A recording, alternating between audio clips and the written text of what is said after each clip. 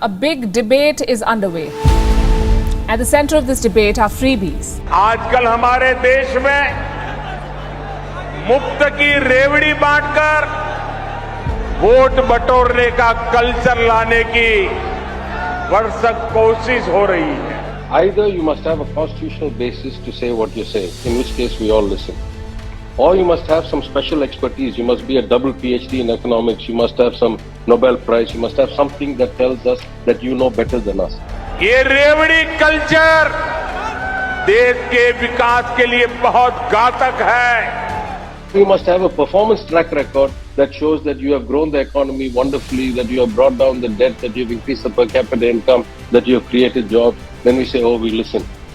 When neither of these is true, why should we listen to somebody's view? A new term entered the political debate last week, Revdi, which means in Hindi a type of sweet. Prime Minister Narendra Modi used it as a sarcasm against the freebies promised by political parties during elections. He is not pissed off with all those hollow promises that netas make. You know, like doubling the farmer's income by 2021, or bringing down LPG prices, or making the Indian rupee strong and stable. Our PM is actually angry about those promises that are fulfilled by parties when they get into power.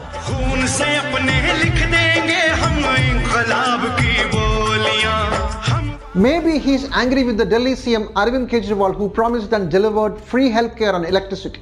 After the pandemic, many more state governments are in similar paths. And as soon as the PM raised it, it was taken up by his party in the Supreme Court, and the judges are going to set up an expert panel to look into it.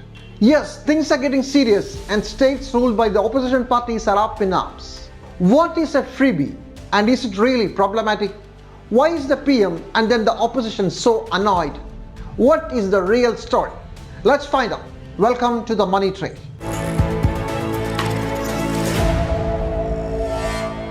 Freebie is a thing that is provided or given free. It can be food grains, water, electricity, clothing, housing, or anything, whatever an elected government thinks fit to deliver.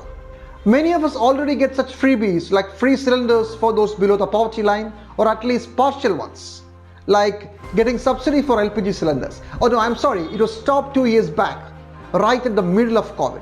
A perfect time to do such things. Going forward, scholarships for students and the free meals in the schools are another example for freebie. Also, the rural employment scheme, the NREGA, is a type of freebie because the basic idea is to give the rural folks some money for survival. Rupees 6,000 given to the farmers all over India under PM Kisan Yojana is another example. Is that all? Let me tell you another type of example.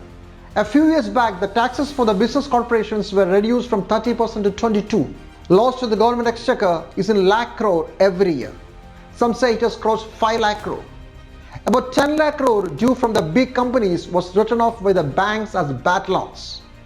While the tax on daily use items like milk products goes up almost every month, the income tax rates haven't moved an inch for a very long time. What do we call them all? Freebie?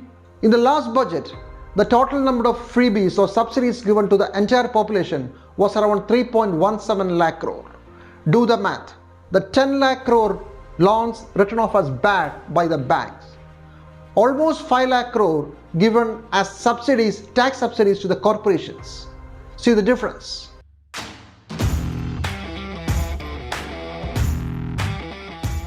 Some argue that all such freebies for the rich are to boost production.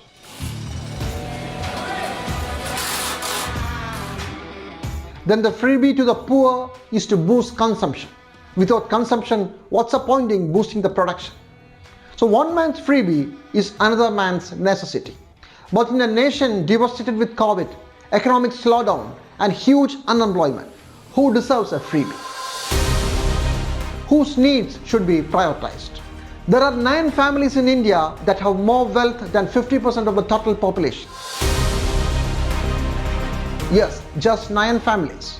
Is that making you furious?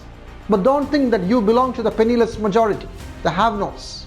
If you are earning 25,000 rupees a month, you are earning more than the 90% of the Indians. India is one of the most unequal countries in the whole world.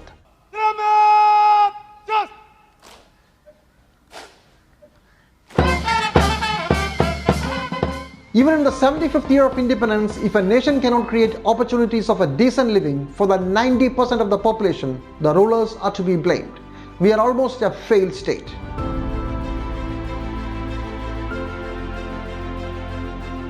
We cannot fulfill the aspirations of the majority. Then what's the purpose of having a state? What's the purpose of being ruled? And so, for their failures, don't take it on the poor. Don't take it on their demand for free access to water, food, education and health. It's their basic right.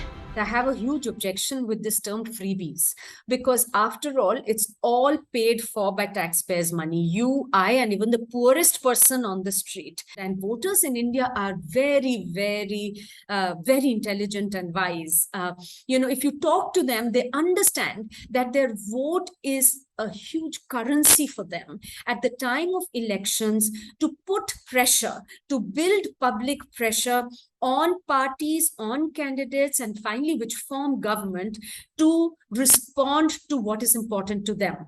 So if you look at the National Food Security Act, you look at even laws like the right to information, finally, they came in only when people during elections also put pressure on political parties and said, this is something we want. If you do this, we will vote for you.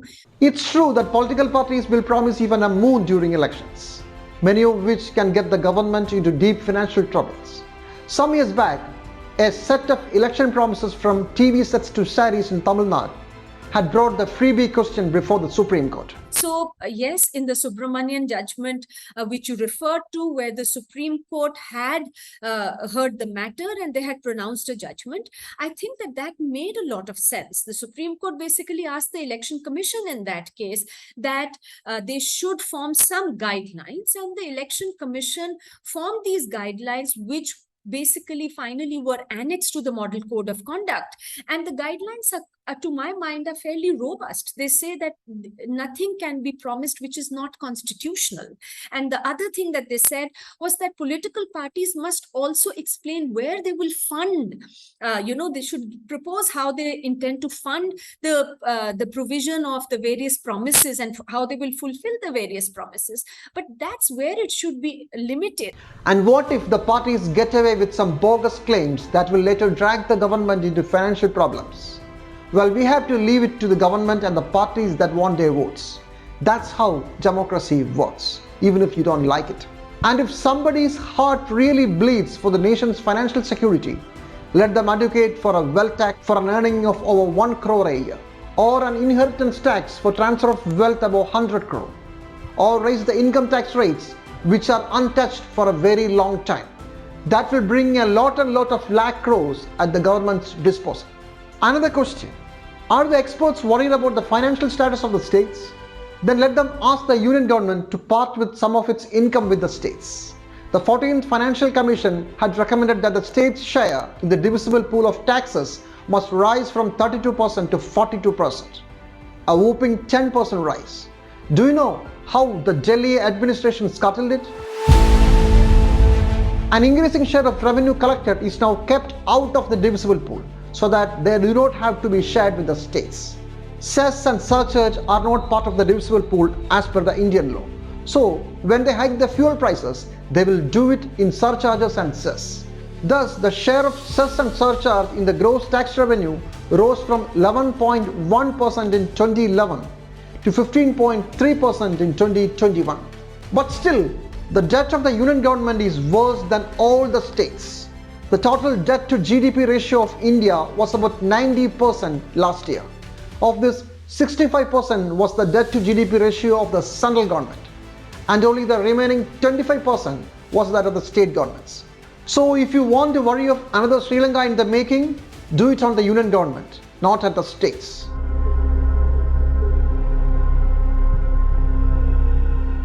Incidentally, the advice of World Bank and IMF to Sri Lanka was exactly to cut down subsidies, no more freebies. Don't give anything free to the people, even if they may die without your help. And you know what happened to Sri Lanka.